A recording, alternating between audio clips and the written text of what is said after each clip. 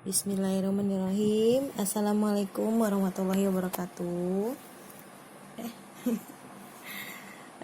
Alhamdulillah kita sudah memasuki subtema 2 pembelajaran 3 dan 4. Halaman berapa ya? Dan tanggung jawab halaman berapa? Halaman 45. Oke, dibuka halaman 45. Sekarang kita baca dulu. Sebelum baca, kita baca bismillah dulu. Bismillahirrahmanirrahim. Desa yang indah. Karya Ade Sulaiman. Kau adalah tempat yang indah, jauh dari keramaian kota, yang penuh dengan debu kendaraan bermotor. Tempatmu yang penuh pepohonan membuat hati selalu damai, jauh dari bencana yang selalu melanda. Kau adalah desa yang indah, penuh perbukitan dan pepohonan. Kau membuat orang-orang bahagia hidup di tempatmu. Nah, dalam bacaan tersebut terdapat kalimat pujian. Dapatkah kamu menemukannya? Yang mana yang termasuk kalimat pujian? Ya, kau membuat orang-orang bahagia hidup di tempatmu. Ini pujian.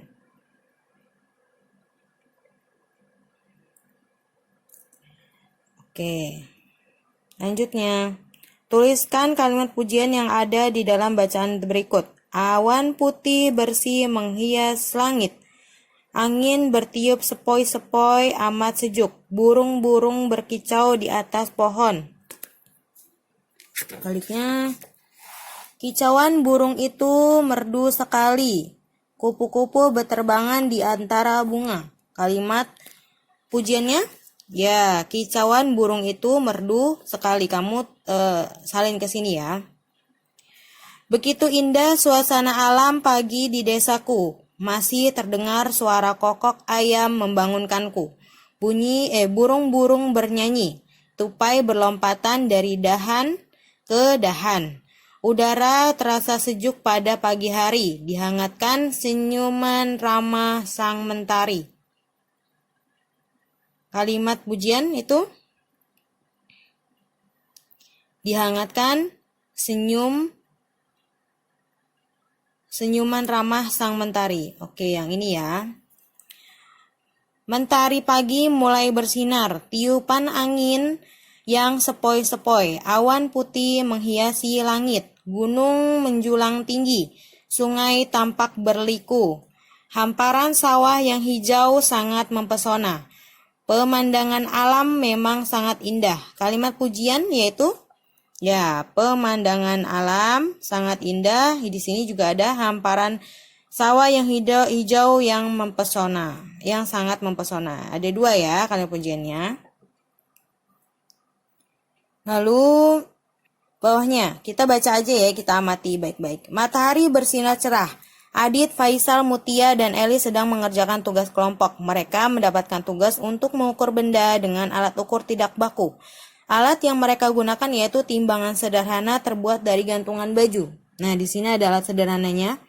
Amati gambar berikut. Ambil benda yang akan ditimbang, masukkan ke dalam ember plastik kecil yang di ujung sebelah kanan, kemudian ambil kelereng untuk mengukur berat. Masukkan ke dalam ember kecil yang di ujung sebelah kiri. Amati sampai gantungan tersebut seimbang. Hitung jumlah kelerengnya. Itulah berat benda yang ditimbang. Nah, jadi gini. Di sini kamu ada contohnya di sini tuh ada, kan ada 2 benda nih. Nah, 2 benda ini untuk mengukur. Di sini kan ada tempatnya nih.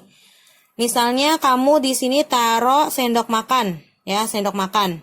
Terus di sini ada hasil timbangannya. Timbangannya itu kamu masukkan di sini 4 butir kelereng. Nah, baru deh kamu timbang. Kira-kira 2-nya sama enggak? Seimbang enggak dia? Gitu. Kalau seimbang baru kamu tulis, oh berarti 4 butir kelereng. Nah, di sini ada gelas plastik. Gelas plastik 6 butir kelereng. Mobil-mobilan plastik, tempat pensil, mobil-mobilan dari besi, pensil, Nah, ini hasil timbangannya itu ada 1 kelereng. Pensil itu kan karena pensil doang ya, kamu taruh di sini. Nah, di sini hasil timbangannya hanya 1 butir kelereng gitu. Nah, berdasarkan hasil timbangan berikut, jawablah pertanyaan berikut. Benda yang paling ringan adalah yang paling sedikit hasil timbangannya, berarti pensil. Benda yang paling berat adalah berarti yang paling banyak butir kelerengnya. Ya, tempat pensil.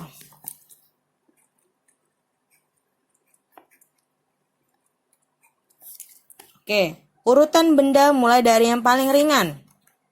Pertama apa tadi? Pensil, terus mobil-mobilan plastik, terus sendok makan, pensil, mobilan plastik, terus tempat makan,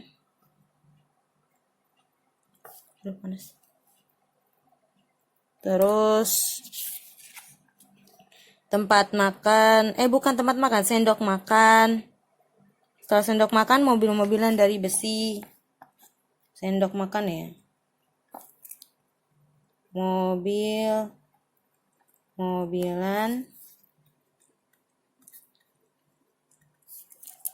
dari besi, dan yang terakhir adalah tempat pensil. Bukan. Gelas plastik dulu baru tempat pensil. Gelas plastik, tempat pensil. Terus urutkan benda dari yang paling berat. Dari yang paling berat berarti tempat pensil dulu. Terus habis itu gelas plastik, paling berat ya.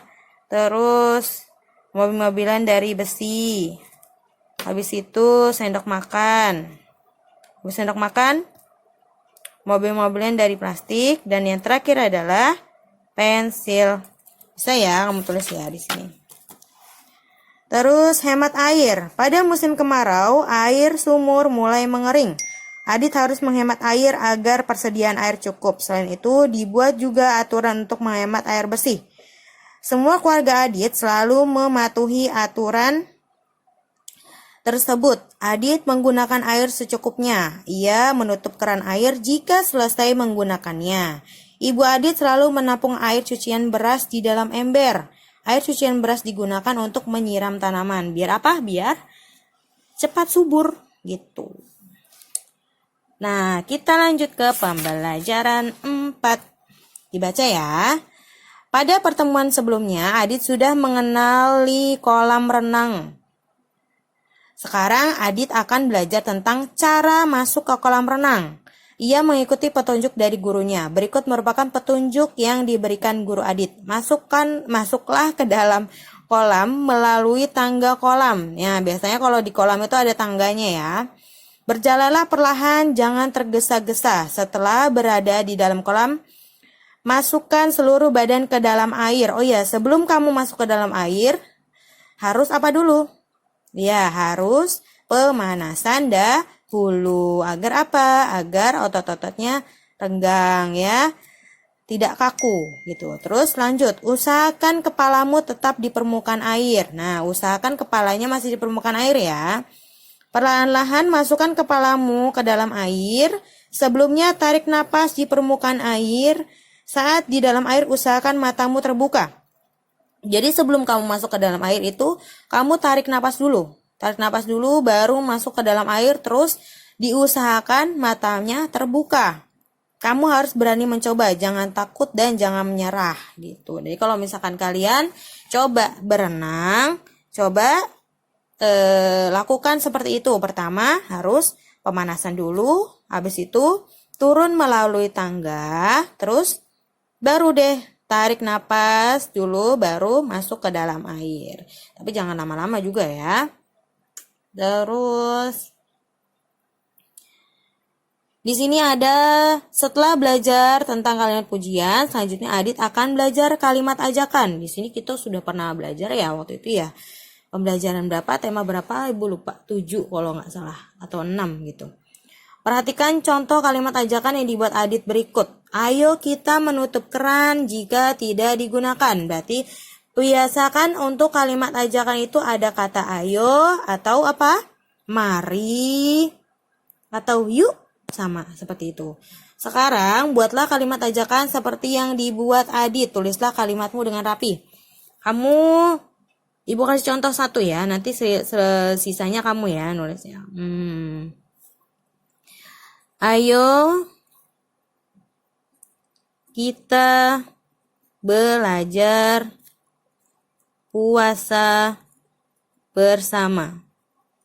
Boleh seperti itu. Terus atau ayo kita buka puasa bersama, bisa ya. Yang lainnya kamu tulis sendiri, banyak loh. Ayo, ajakan gampang, banyak ini. Terus bawahnya, berilah tanda checklist pada kolom tabel berikut. Contoh kalimatnya, yuk main ke rumah Gina. Nah, kalau ada kata yuk itu berarti kalimat ajakan. Indah sekali pemandangannya, ini kalimat pujian, berarti bukan kalimat ajakan. Ayo kita pulang, kalimat ajakan. Terima kasih, ini kalimat tanggapan ya, ya tanggapan. Terus yuk kita berangkat, kalimat ajakan. Yuk kita latihan, kalimat ajakan. Tolong ambilkan buku itu. Kalau tolong ambilkan buku itu berarti kalimat permintaan tolong, bukan kalimat ajakan. Ayo kita rapikan meja kelas ini, kalimat ajakan. Bisa ya?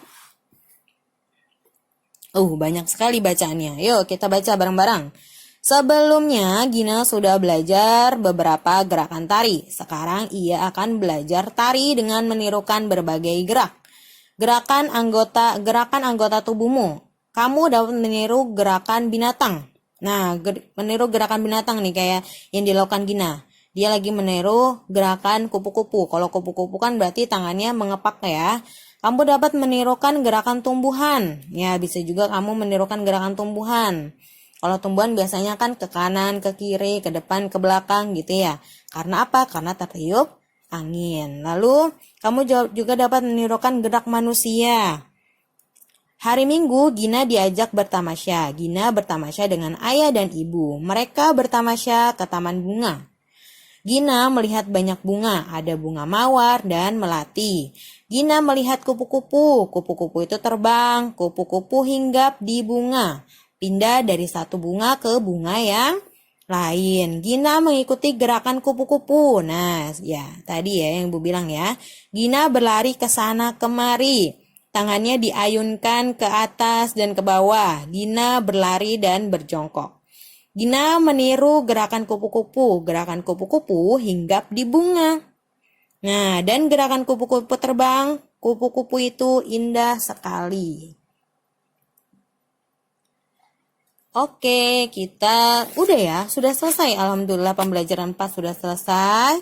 Kamu kalau bisa menirukan gerakan kupu-kupu silakan. Ya. Oke, tadi tugasnya itu ada di halaman 51 ya. Sini. Oke, terima kasih. Semoga bermanfaat. Wassalamualaikum warahmatullahi wabarakatuh.